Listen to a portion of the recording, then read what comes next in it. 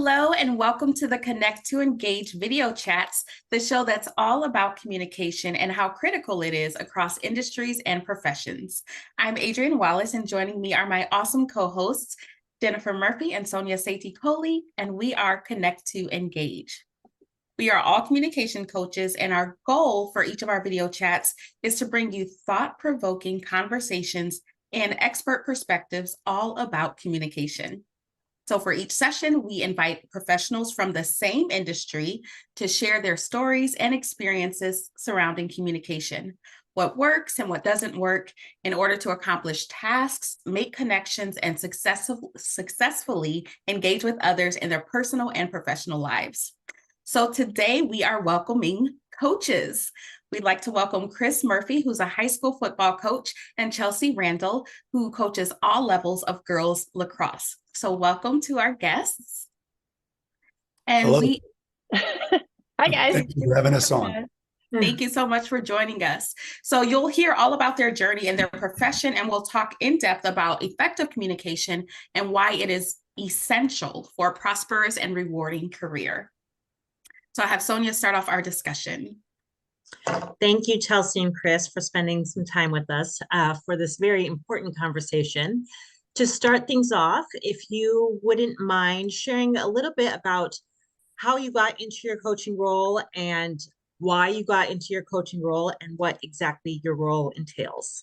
And either one of you can start. I'll go ahead and start. Hi, everyone. I am Chelsea. And as you can tell, I lost my voice a little bit this past weekend. It does tend to happen to me after coaching in some bigger games, but I'm excited to be here with you all. I first started coaching actually when I was still playing lacrosse in college, but I was kind of coaching smaller camps and clinics over the summer. I first got into high school coaching the year after I graduated college. I had moved back to my hometown. My best friend had started coaching at my rival high school and asked if I wanted to coach, and I immediately said yes. So I coached with her for 2 years as the assistant coach, and then she moved and I became the head varsity coach and the program director for 6 years after that. During that time, I also coached a elite club travel team as well, and now I'm helping with some local youth teams in my area. And I would say the main reason that I got into coaching was just because I missed playing and really just wanted to give back to the lacrosse community that had given me so much. So definitely excited to be here. Love that. Okay, so I did not play football in college, but I played in high school. And when I was in college during the summer, I would work youth camps, not sports camps, but just like YMCA camps, those sorts of things. And as I was moving through college, I didn't really know necessarily what I wanted to do, but I do know that I enjoyed working with kids. And then as it got near graduation, it seemed more and more like becoming a teacher was going to be the path that I was on. And at that time, I didn't actually necessarily think coaching was in the cards right out of the gates. However, I always remember having very fond memories of playing sports throughout high school. Like those are the things that I remember. I don't remember the teacher lessons. I remember the memories with our friends, in the athletic endeavors. And so I really wanted to stay kind of connected to that. And so early on in my teaching career, I started coaching freshman baseball and freshman football and just kind of slowly kind of eased into it. And then when my daughters were born, I still coached, but then when they got to be the sporting age, I stopped coaching to coach their soccer teams and softball teams and that kind of stuff, which was great. And I really appreciated the opportunity to get to be part of that, see them doing those endeavors. And then when the girls were maybe like 8 or 9, maybe 10-ish, I went back to coaching football, and I've been coaching football like the last 10-ish years or so. And I thoroughly enjoy it. And it's a great opportunity to know kids outside of the classroom. I'm a teacher, so I get to see the kids kind of in an academic setting. And this is another place to get to see them excel and learn and grow.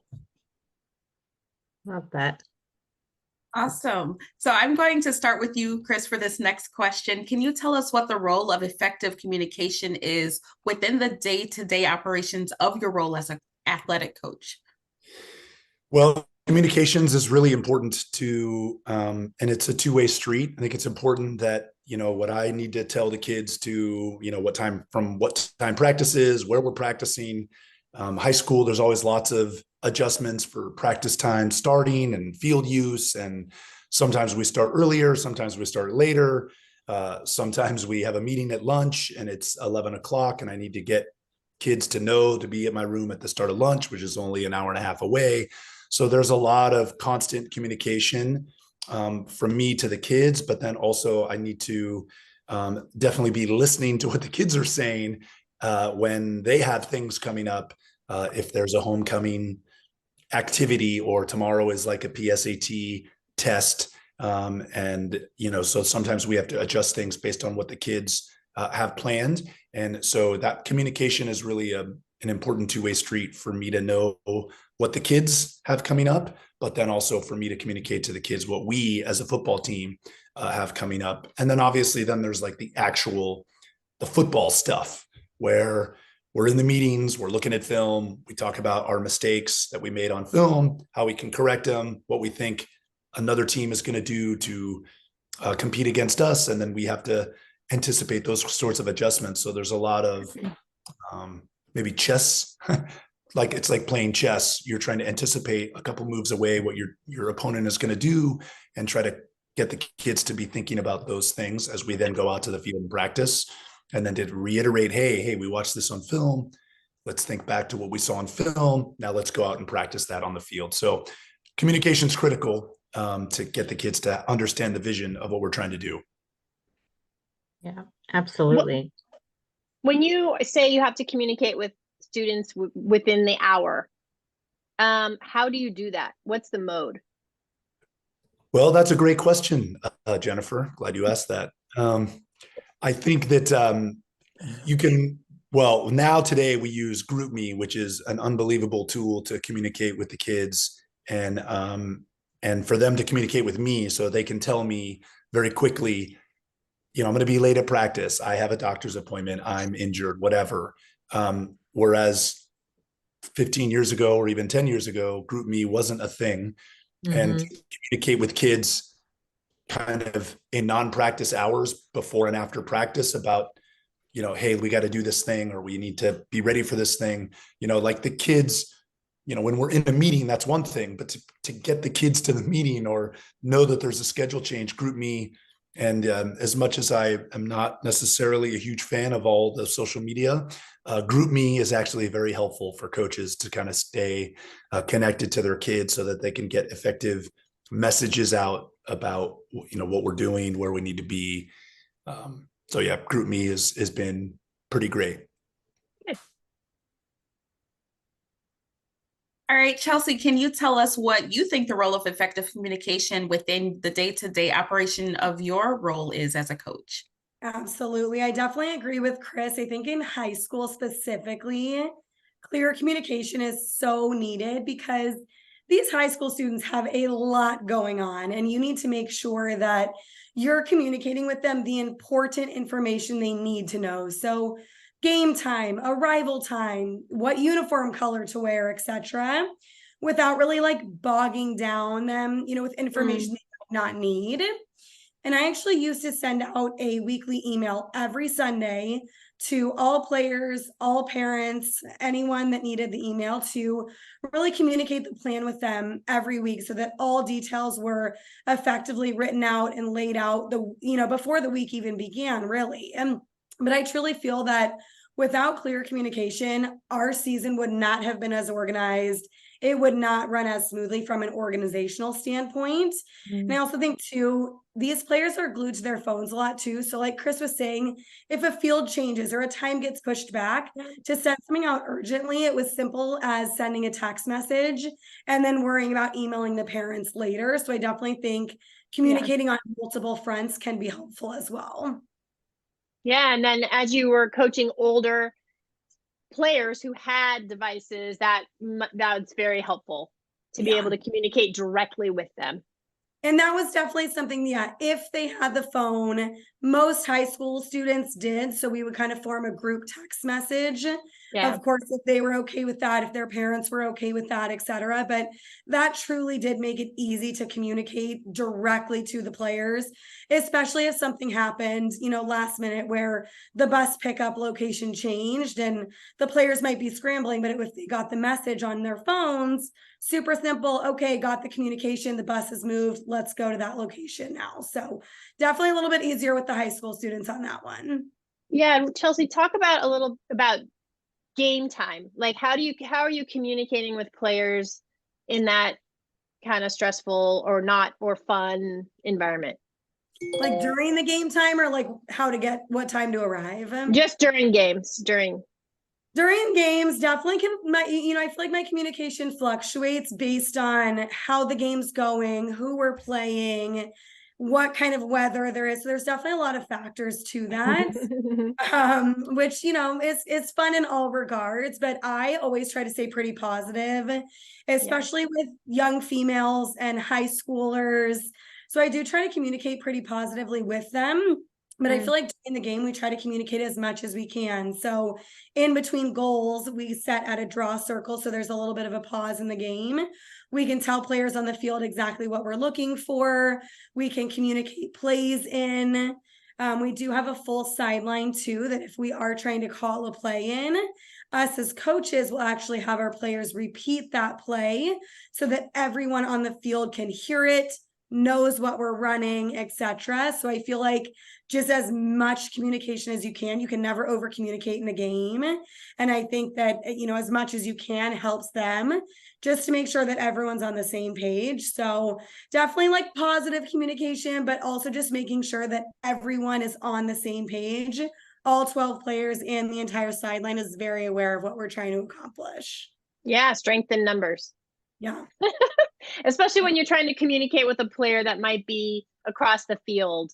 Yes. Kind of like a chain. Exactly. Literally, it is a chain effect where Yeah. I might tell the closest person on the field, they push it to the next person, they push it to the person it needs to get to. And I love that about lacrosse too, because it is, it's a big field and it's very fast paced. So we definitely need that kind of quick, effective mode of communication. Yeah. All right. Love stories. Stories is a great way to remember events and key points. And so, Chelsea, can you please tell us a time when there was a communication specifically resulted in a vital success or maybe an epic fail in your coaching history?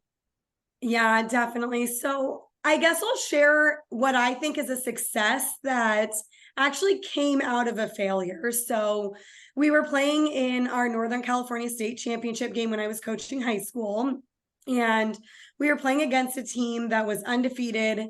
They'd already beaten us once that season. We were losing by a lot.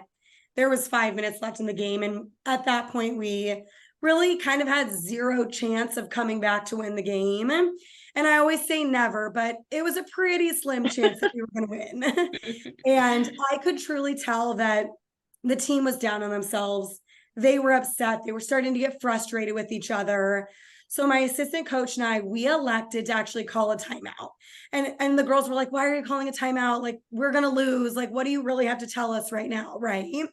But during that timeout, we had decided to communicate to the team that we did not want them to be upset. We wanted them to actually celebrate their loss, cheer on their teammates, and immediately everyone's attitude shifted.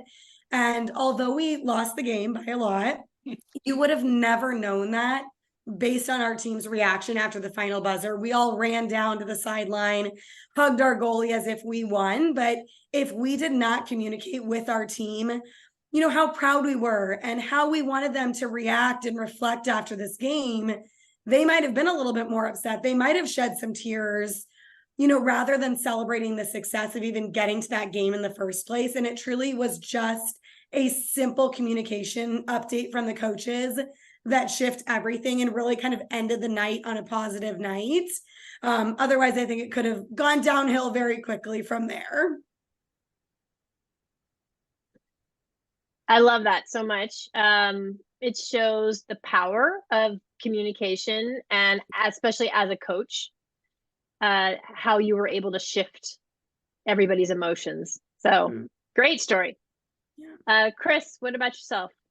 My story probably is at the opposite end of the sports spectrum. This actually comes from my first high school game as a freshman head coach. And so first game, this is the first high school game any of these kids have played. It's the first high school game I've ever coached. And, we get off the bus. There's like a lot of things we're trying to make sure that we have ready to go for the game. There's a lot of moving parts. It's like all new assistant coaches. We're all young. It's all our first game. It's like first for everyone. And the kids warm up. We have captains. You elect captains. And before the captains, the referees come out, they introduce themselves, and they say, hey, we're going to take your captains in 5 minutes. And then the captains walk out. Then there's they go over the rules. They do the coin toss.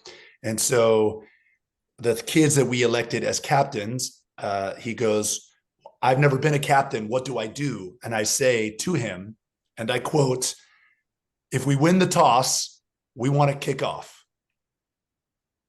So he goes, okay, I got it. So then he walks out.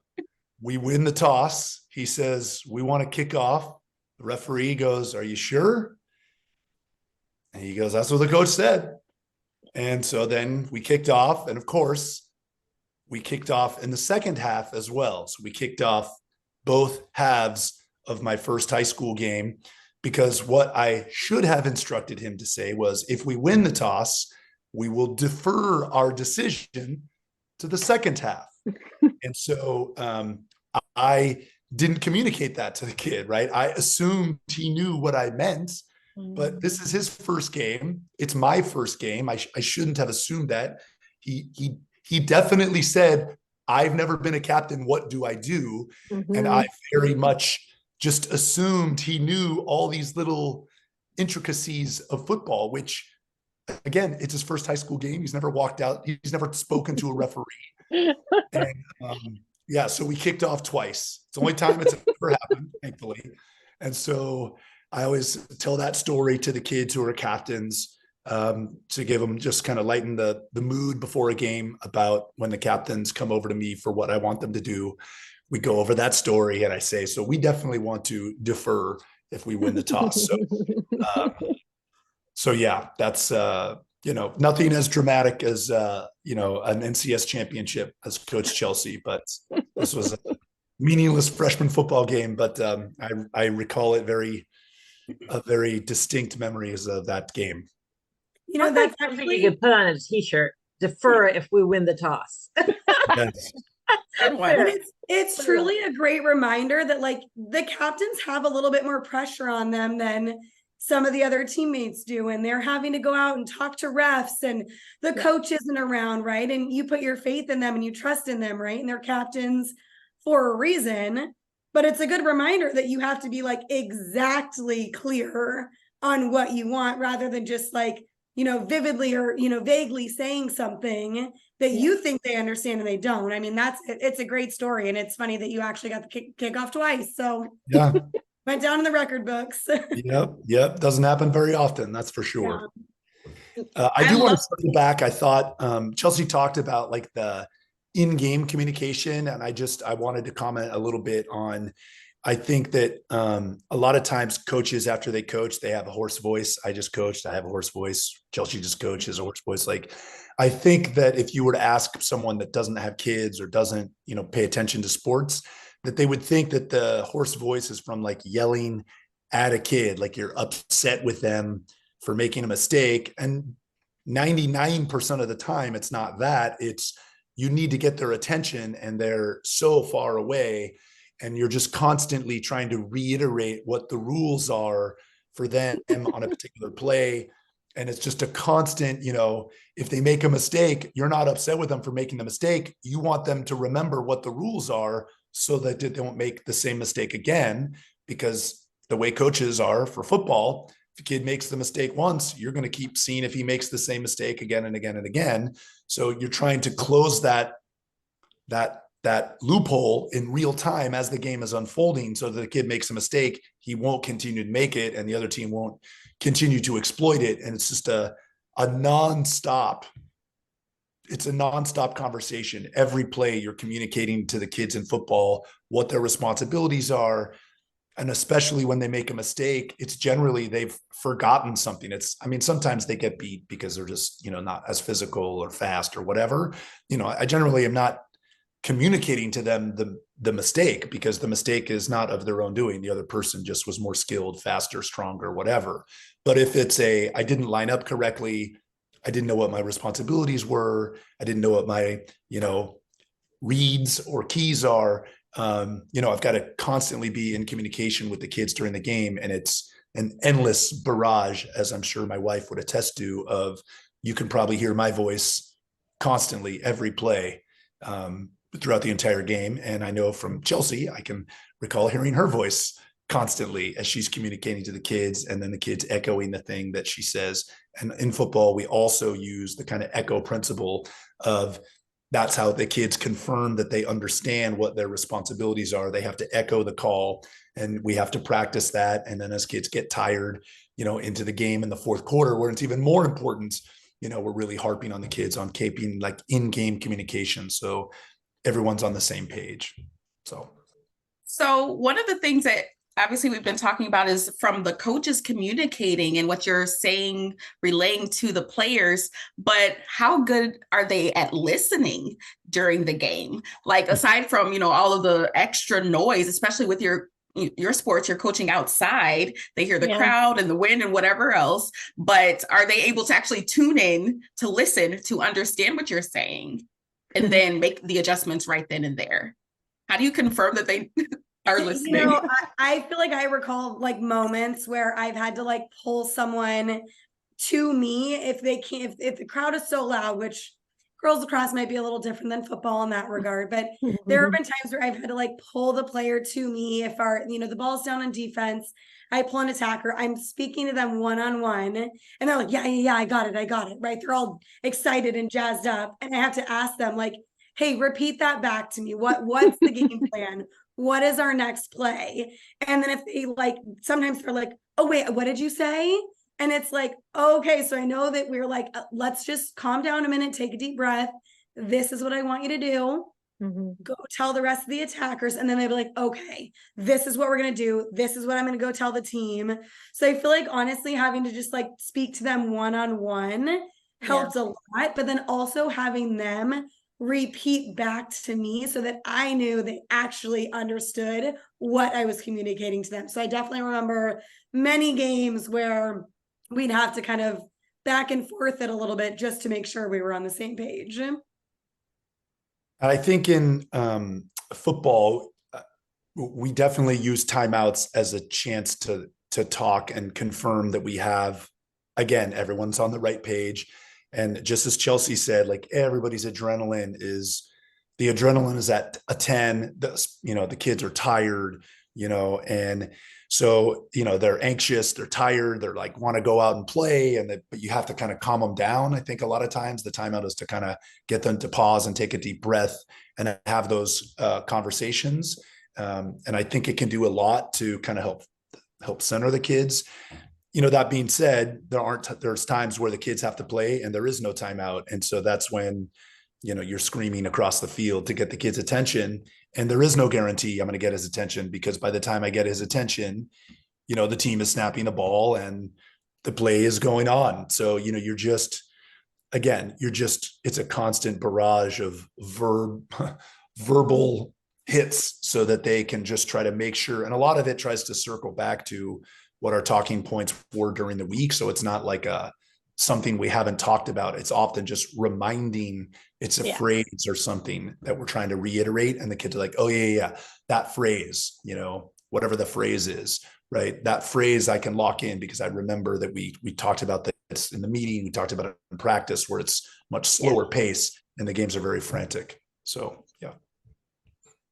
So from just what both of you have shared, there's clearly so much communication that happens pre-game, during practices, and then during the actual game.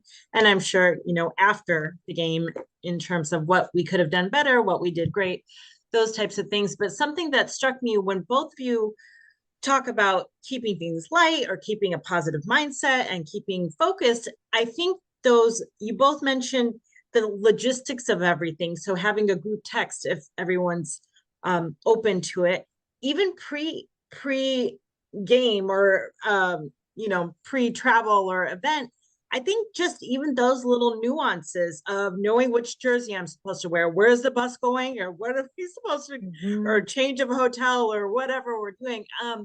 I think it's commendable that you take so much interest and effort in putting in that information, just even those little nuances, because if we've all been scattered at times, myself probably more so than others on this call, but I think that helps your players too. And it may not be something that you realize that you're doing as coaches, but I'm sure for the players, it helps them to focus and center and be in that right frame of mind going into the game as well. So we've talked about effective communication. What do you think is the biggest mistake that athletic coaches make when it comes to communication?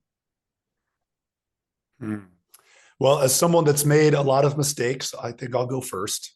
I think that when I was younger, I probably spoke more and listened less. And I think as I've gotten older, I've gotten to be a better listener to the kids, both just kind of like the mood of the team, of what they like and don't like. I mean, some things are not necessarily negotiable, but lots of things are. And it's a negotiation oftentimes to, get kids to do X, Y, and Z. And I think that as I've gotten older, I've done a better job. I don't know that I necessarily am good at it, but I think I've done a better job of listening to the kids and what they are missing, if there is a thing that they're missing, as opposed to, maybe being a little more judgmental of like, how could you not know this? I think when I was younger, I would say like, how could you not know this? We've gone over this, 12 times. And so I think that I've gotten better at being a little more patient with them when they don't know the thing that we've gone over 12 times. And I don't necessarily, reiterate that, hey, we've gone over this 12 times. Why don't you know this? Because they're reaching out to me to say like, I don't know what you want me to do on this play or on this thing. And I think that's a mistake that coaches make. I just think like ego gets involved and you just assume that everyone understands it like you, the coach, do. And, at least in high school, JV football, you don't necessarily have kids that are all going to go play, pro football, and they have a million other things going on. Football might not even be their favorite sport. And so you have to encourage them and nudge them along. And, when a kid is asking for like, I don't understand something, that you can't, berate them. And I think that young coaches tend to do that. I mean, I certainly had my share of those conversations, and in hindsight, I wish I could go back and undo those things. I just, they weren't very productive. So. But I think it speaks to you as a coach, Chris, that your players feel that you are approachable enough to tell you, hey, coach, I'm captain. What am I supposed to do? Or, hey, coach, I don't know what that means. Explain that. So that speaks well of your coaching ability and your ability to be that much more approachable to them. Chelsea, what about you? Yeah, it's interesting. As Chris was kind of mentioning that last part about the younger coaches, you start to learn as you kind of are more tenured in your coaching career. I thought of something I hadn't even thought about before, which was coming straight from playing Division I college lacrosse at a power school down to high school varsity, where the bar is lower in high school. You're not playing college athletics. This is fun. This is with your friends. Yes, maybe you're playing because you want to get recruited, but I had to learn how to adjust my communication style because I was so used to hearing what my college coaches were telling me. And that did not translate well to high school, where people might have gotten flustered or people might have not reacted well to that communication style. because again, maybe they were out here for fun. This wasn't a super competitive thing for them. And although it's still a varsity sport, you really have to learn how to communicate with the team you're coaching. So that changes when you're coaching first graders to varsity teams to college teams. And that's something I learned. But the other thing I want to touch on too, and we've talked a little bit about it during this session and also on one of the other Connect to Engage podcasts I heard, we actually assume that players understand what we're communicating to them.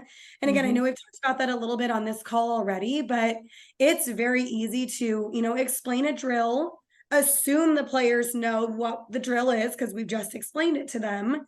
Then we go out and run the drill and it's a complete disaster. And I have to look back and think, wait, we just communicated this. Where did we go wrong? Right. So bring the players back into a huddle, communicate it again. Maybe we use virtual communication. Maybe we draw something out on the board. We reiterate, we re-ask if anyone has questions, and then we try it again and it runs much smoother. But again, if you're assuming your players understand that communication style, that can be a huge mistake. And, that might be, you might make a mistake in a vital moment of a game just from assuming your players understand you. So I think that's really something that I learned throughout coaching was you can never assume anything when it comes to communication styles. Yeah. And you both have pointed that out, and you both have showed that you're excellent coaches because you persevere and use whatever modalities you need to get the message across, which is great. Sorry, Jen, I cut you off. No, I know that it's not just verbal communication that you guys are using, and as the technology increases, I know that there's a huddle now that coaches use, and you can literally pause plays in a game and type on the side, watch this block, watch what's happening here, check out this shot on the, so that we're using technology more for communication in a way that we haven't done before. And I know that also as you're on the field, you're not only telling players what to do, but you're showing them, you're giving them all types of communication strategies. So, all right. So let's lighten the mood a little bit and ask a fun question. I'll let a volunteer start by telling us something on your bucket list. Who wants to go first? I can start for this one. So I am definitely an adventure junkie. I've been bungee jumping, skydiving. I went cage diving with great white sharks. So I love anything adventurous. So for me, I think next on my bucket list is that I want to swim with whale sharks. And so some of the best places to do this are the Galapagos, Mexico, and the Philippines, I think are the top 3 locations. So might have to make a trip to do that to kind of add another adventure, checklist off my bucket list. Wow. So are they more whale or more shark? What's a whale shark? It's a great question. I think it's one of the biggest mammals, and they can be bigger than school buses or twice as long as a school bus. But I think they're technically a species of sharks. Oh my. Now I'm gonna have to double check that. So that's a great question. You might want to do some research. Yeah. Yes, please. We want you to come back. Yeah, exactly. And you can snorkel with them, or you can scuba dive with them. So kind of just depending on where you are and how the animals are reacting, I guess the program that you're with or the group that you're with will determine okay, just hop on the surface and snorkel from above, or they'll put you in full dive gear and you can go below them. So definitely I'll do some more research on it and report back on if I make it happen. Send pictures. Yes. We will live vicariously through you. Yes. On that one. Absolutely. Chris, what about you? Well, again, just like the coaching story, mine's probably on the opposite end of adventure of Chelsea doing something that would be for Indiana Jones. I'd like to go to Oktoberfest in Germany. So it's really more leisure than adventure. But yes, I've been to Germany and I really enjoyed my travels in Germany, and I'd like to go back, and I'd like to go during Oktoberfest. So hopefully I can make that happen before I get too old. You're never too old. for Oktoberfest, are you? Well, All right, sounds fun. Start having to get your outfit ready for that. yeah. Yep. Yeah, very good. What about the three of you, our three Connect to Engage leaders? We don't answer these questions. What? I mean, you make us answer questions, and You're like crossing the boundaries right now. No, I'm just kidding. Love it. You'll have to just tune into a future Connect to Engage video chat, and you might hear our answers. Ourselves, and We might be in the hot seat. sounds good. No, we appreciate you two so much. We definitely value how much you have given to our audience and us, as far as how much communication plays a huge role. You guys, your feedback and questions fuel our motivation as communication coaches, and definitely shape the future of the video chat series. So make sure that everybody reaches out on social media channels and our website, connecttoengage.com. We want to, again, thank Chris and Coach Chelsea for taking the time out of their very busy lives to communicate with us and our experiences. Make sure that to subscribe to our YouTube channel and turn on the notifications so that you never miss an episode of Connect to Engage video chat. Share the series with those who are curious and passionate about communication as much as we are, and we will see everybody next time. Thanks, guys. Sounds Thank you great. both very much. Well, that was another insightful conversation. I really enjoyed it, and I would love to chat with you ladies about your thoughts and what your takeaways were from that conversation with our athletic coaches. I'll tell you one thing that stood out to me was that's different from the other conversations that we've had from professionals, is that when it was game time, everybody's adrenaline is up. So I feel like it's like a different level of communication when you're in a game and you're frantic and you're trying to communicate really quick. So that pre-communication, which I think, Sonia, you brought up, how critical that is when you're in practice, that how important that communication is, but then it's a whole nother level of communication game time. Yeah, can I speak to that really quick? Adrienne, hold your thought. Right. Sorry. I think when you said that was different from our other chats, our other conversations, it actually, when you said that, I was taken back to our healthcare professionals episode, where I believe our nursing panelist was talking about where she had somebody in the ER that was getting ready to discharge, but then there was an emergency and the other side.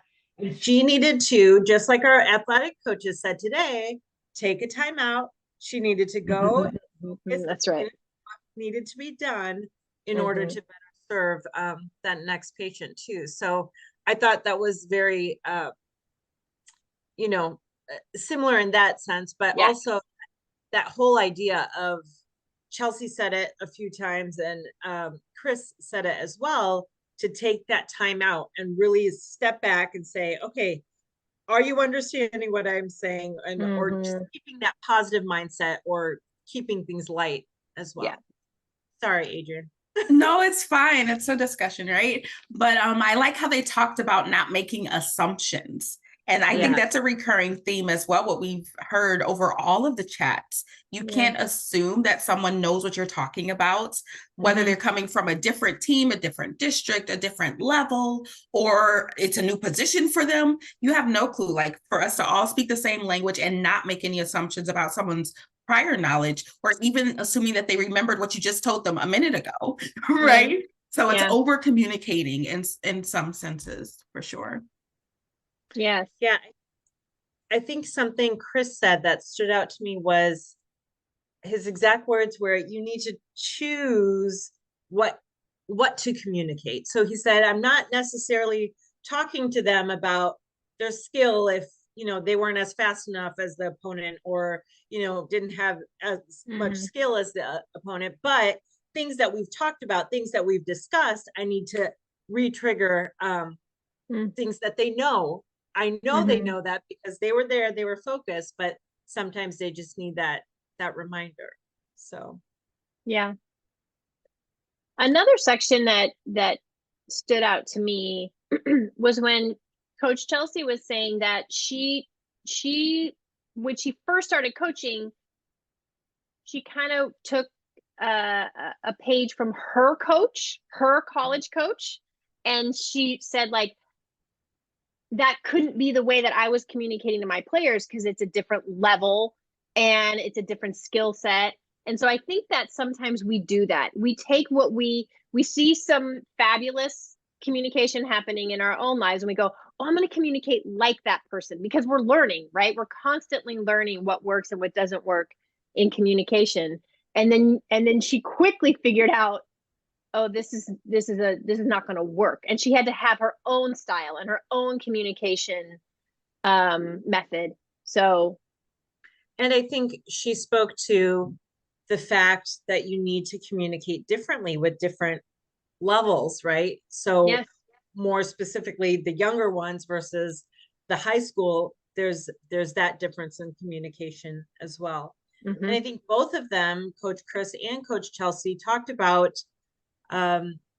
strategy, how they're using all sorts of different modalities to talk strategy, to review tape, to talk about what they want to go into, moving forward into the next game, but then also the little nuances of getting on a text saying, wear the red jersey, not the white one, or show up here at this time, not this time. Yeah. So all of those little nuanced communication methods and taking the time, effort, and mindset to make sure that those things are being communicated, and they're persevering to make sure that their players actually know, they're hearing what their coach has to say, but they're also, they both alluded to listening to our players too, to right. see what are they really understanding and what are they hearing and what I shouldn't assume that they know.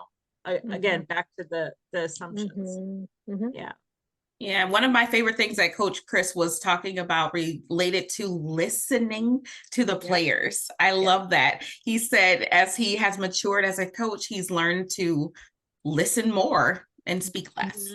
Just becoming a better listener. That's what we talk about all the time. It's not just about communicating and giving information, but also taking a step back to hear what the other person is communicating, either verbally or non-verbally. Just like Coach Chelsea was talking about in the game, she could kind of sense the mood of her team.